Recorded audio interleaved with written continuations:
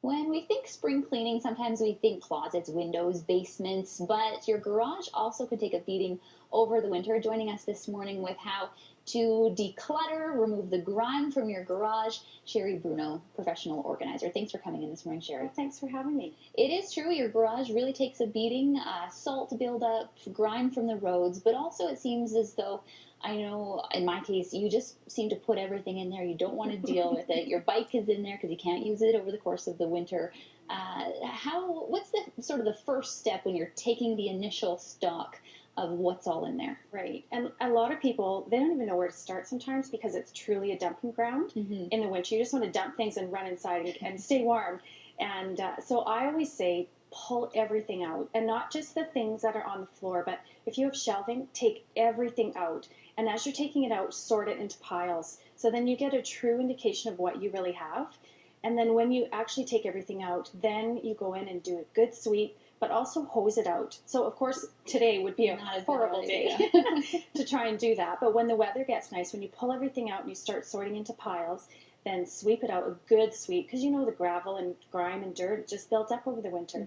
When you talk about putting things into piles, is this a keep pile, perhaps donate pile? That's a really good question. So normally when we come in and do a garage, we will sort and do into piles, and then we'll take each pile. So let's say it's a tool pile, and then we'll do the sorting process. Okay. So we often hear someone say, "Oh, that's where that hammer went," and you're thinking, "Yeah," and you have four. Yeah.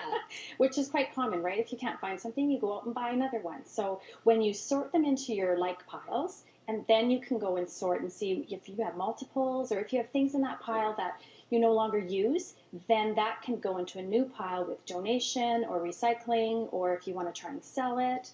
There's lots of different options to get rid of your stuff that you don't need anymore. Once you've taken stock, you've brought in some options as to how you can organize it when you begin to put it back into the garage. Right. And you know, I brought some things that I commonly use. And I brought one item, this item here. This is actually a kitchen spice rack. And it's a magnet. So it's magnetic, which I love in the garage because you can put little, if you've got little nails or bolts or hangers for pictures or anything that's little that would just get normally tossed into maybe the toolbox. These are great because obviously it's magnetic, so it just sticks and you can just grab, use it, put the lid back on and put it down. Perfect. But what I also like about magnetic products is you can also just get magnet strips and your tools. So your hammer, your screwdriver, all that can just get slapped right on. And it's really quick and easy to And then this shelving is a really great idea as well. It's panel shelving. It is. And we were talking at the break, you know, if you go on Pinterest, you see lots of garages that have the whole wall is done. And what I really like about this product, and there's lots of different brands out there, but you don't need to do the whole wall. You can just do a strip. And there's different hooks. There's different, like this one would be for shovels, and this one might be to hang cords. But it can grow with your needs. So you know, if you have small kids and you have skipping ropes, that might go on that.